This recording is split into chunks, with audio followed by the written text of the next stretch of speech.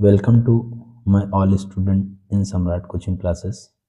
आज हम स्टार्ट करने जा रहे हैं चैप्टर 15 प्रोबेबिलिटी, इसे हिंदी में प्रायिकता कहते हैं। इसका इंट्रोडक्टिव वीडियो है। तो आइए हम इसे एक एग्जांपल के थ्रू समझते हैं। मान लीजिए हमारे पास एक बॉक्स है। इस बॉक्स में कुछ बॉल्स रखे हैं। इन बॉल्स के माध्यम से हम समझेंगे कि प्रोबेबिलिटी क्या होती है। बेसिकली मैं आपसे कहना चाहूँगा कि प्रोबेबिलिटी वो होती है जो कि एक संभावना को बताती है किसी चीज़ के होने या नहीं होने की। चलिए इसे एक उदाहरण के समझते हैं माध्यम से। तो जैसा कि हम बता रहे हैं आपको, यहाँ पर एक बॉक्स है। इस बॉक्स में कुछ बॉल्स रखे हुए हैं। तो ये बॉक्स में 6 बॉल रेड हैं। 6 बॉल जैसा कि हम देख पा रहे हैं रेड कलर के हैं, और 3 बॉल्स हमारे पास हैं जो कि ब्लू कलर का है। तो इस तरह से हम देखते हैं, अगर आपसे ये कहा जाए कि आप बिना देखे इस बॉक्स में हाथ डाल लें और इसमें से आपको रेड बॉल निकालना है, तो बताइए इसकी क्या प्रायिकता होगी कि वो रेड बॉल होगी। तो इसके लिए हम लिखेंगे कि हमें चाहिए क्या, रेड बॉल। तो रेड बॉल के लिए लिखेंगे प्रोबेबिलिटी ऑफ गेटिंग, हमको क्या मिलेगा, गेटिंग अ रेड बॉल। रेड बॉल आने की प्रायिकता क्या होगी। तो यहाँ मैं ये कहना चाहूँगा कि रेड बॉल हमें पता है इसमें कितनी बॉल है, बता दिया गया कि 6 बॉल है। तो मैं लिखूँगा टोटल 6 अपॉन में, अगर इस थैले की टोटल बात करें तो कितनी बॉल बताई गई, तो 9। जैसे कि हम देख पा रहे हैं कि 6 हमारे पास रेड है और 3 ब्लू है, तो टोटल हमारे पास कितने हो गए, 9। एक बात और कहना चाहूँगा कि जो भी हमारे पास आएंगे आंसर, उसे सिंपलेस्ट फॉर्म में ही लिखा जाता है। इसे हम कट कर देंगे, जो कि 3 के टेबल में दोनों आता है। 3 2 जा 6 और 3 3 जा 9। तो हम इस प्रकार से लिख सकते हैं 2/3। अगर इसी चीज़ को मैं ऐसा कहना चाहूँ कि रेड बॉल नहीं आने की प्रोबेबिलिटी क्या होगी, कि रेड बॉल वो ना हो, तो इसके लिए मैं लिखूँगा सिंपली पी प्रोबेबिलिटी गेटिंग, मुझे ऐसा मिलेगा, getting a non red ball. Red ball नहीं आने की प्रोबेबिलिटी क्या होगी, तो इस तरह से हम इसे लिख लेंगे। अब हमें पता है कि इसमें 6 तो हमारे पास रेड है, बट कितने नहीं हैं, 3 नहीं है। तो हम यहाँ लिखेंगे कि 3 उसमें ऐसे हैं जो नहीं आ सकते। इसके लिए सिंपली हम लिखेंगे 3/9।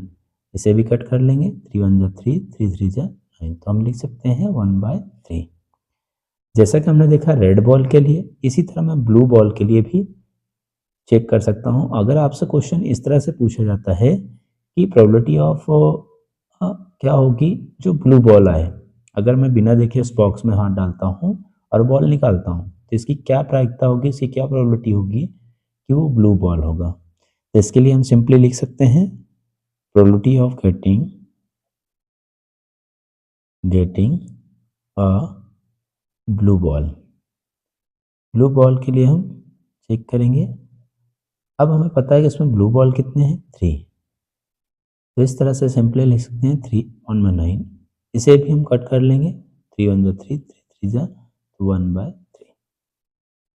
अगर ब्लू बॉल के लिए भी ये पूछा जाता है कि वो नहीं आने की प्रवृत्ति क्या होगी, नॉट, हम इसके लिए सिंपली लिखेंगे probability of getting a non blue ball. Blue ball नहीं आने की प्रोबेबिलिटी क्या होगी, इस तरह से सिंपली हम यहाँ पर देखेंगे, नहीं आने की प्रोबेबिलिटी क्या हो जाएगी, 6/9। चूँकि 6 क्यों लिखेंगे, क्योंकि हमारे 6 जो है रेड बॉल है, तो रेड बॉल नहीं में काउंट हो जाए। तो इस तरह से सिंपली से लिख सकते हैं 3 2 जा 6, 3 3 जा 9। तो ये आ जाएगा 3/2। यहाँ पर मैं कुछ फॉर्मूले आपको बताना चाहूँगा कि बेसिकली आपके लिए यहाँ पर एक और इम्पोर्टेंट पॉइंट आपको याद रखने की ज़रूरत है। पहला पॉइंट ये कि जो भी संभावनाएं होती हैं उसके होने या नहीं होने दोनों के लिए काउंट होता है। तो मैं सिंपली ऐसा बोल सकते हैं, उसके लिए लिखते हैं कि प्रोबेबिलिटी ऑफ इवेंट, अर्थात कोई घटना घटित होने के लिए क्या हम देखेंगे, नंबर ऑफ फेवरेबल आउटकम, मतलब टोटल उसमें कितने होंगे, और टोटल नंबर ऑफ आउटकम, जितने हमारे पास प्रोबेबिलिटी निकालने की संभावनाएं होंगी वो लिखे जाएंगे, और उसमें टोटल कितने हैं संभावना वो लिखे जाएंगे। इसे हम लिख सकते हैं कि probability of event plus probability of not event. Not event मतलब नहीं होने के लिए हम बार का साइन बनाते हैं, इक्वल टू 1। इसे हम एक एग्जांपल के तौर पे समझते हैं। जैसे कि मैंने आपको यहाँ पर बताया कि probability of getting a red ball आने की प्रोबेबिलिटी कितनी हो गई, 2/3। तो हम ऐसा लिख सकते हैं प्रोबेबिलिटी ऑफ गेटिंग के लिए, रेड बॉल के लिए, तो ये हो जाएगा probability of red ball plus probability of not red ball. इसके लिए कितना संभावना होगी, तो हमेशा जो उत्तर मिलेगा वो हमें 1 मिलेगा। तो जैसे कि हम यहाँ पर देख पा रहे हैं, तो हम इसके लिए क्या लिखेंगे, सिंपली 2/3 हमारे पास आने की संभावना थी, प्लस नहीं आने की संभावना कितनी थी, 1/3। जैसे एलसीएम ले लेंगे, एलसीएम कितना आ जाएगा 3, जो कि हमारे पास डिनोमिनेटर सेम है तो ऊपर भी कोई चेंजेस नहीं होगा। 2 + 1 इक्वल टू कितना आ गया, 3/3। तो 3 से 3 कैंसिल हो जाएगा, कितना मिलेगा, 1। तो यहाँ पर गाइस आपने देखा कि हम किस तरह से होने या नहीं होने की संभावना को किस तरह से दर्शाते हैं। यहीं पर एक और चीज़ हम देखेंगे, एक संभावना और, कि इसको हम एक और बेहतर तरीके से समझ सकते हैं। जैसे कि मैं आपसे यहाँ पर कहूँ कि एक और उदाहरण यहाँ पर समझते हैं। जैसे कि मैंने एक और बॉक्स बनाते हैं जिसमें मैंने ये कुछ बॉल्स बना दिए,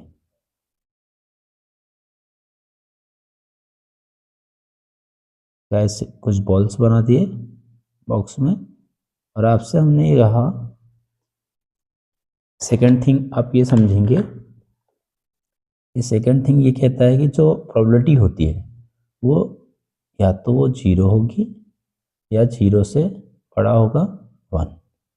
जो भी प्रोबेबिलिटी होगी ना तो वो 0 से छोटा होगा और ना ही वो 1 से बड़ा होगा। जो भी रहेगा 0 से 1 या उसके बीच में रहने वाला है।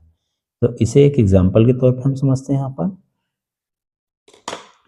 जैसे आपसे कहा जाए इसमें कि प्रोबेबिलिटी ऑफ रेड बॉल आने की प्रोबेबिलिटी क्या होगी, गेटिंग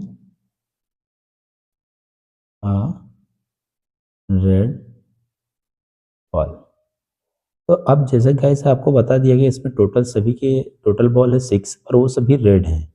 तो चूंकि हमारे पास टोटल नंबर ऑफ भी 6 है और फेवरेबल भी हमारा 6 ही है, तो इसका आंसर क्या मिल गया, 1। इसी तरह से हम देखेंगे नहीं होने की प्रोबेबिलिटी में।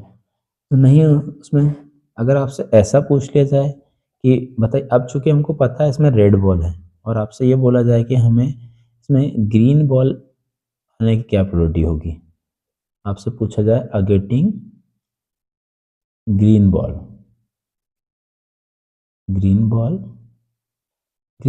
अब हम चूंकि पता है कि हमारे पास टोटल तो 6 है, बट इसमें ग्रीन एक भी नहीं है, सारे रेड बॉल हैं, तो इसकी संभावना कितनी हो गई, 0। इस प्रकार से 0 पॉइंट में नंबर हो तो उसका आंसर 0 हो जाता है। तो गाइज आज की वीडियो आपको कैसी लगी बताइएगा कमेंट बॉक्स में, और इसी तरह वीडियो से बने रहने के लिए आप जुड़े रहिए सम्राट कोचिंग क्लास से, और सब्सक्राइब नहीं किया है अभी तक तो सब्सक्राइब करिए please. Thank you to all.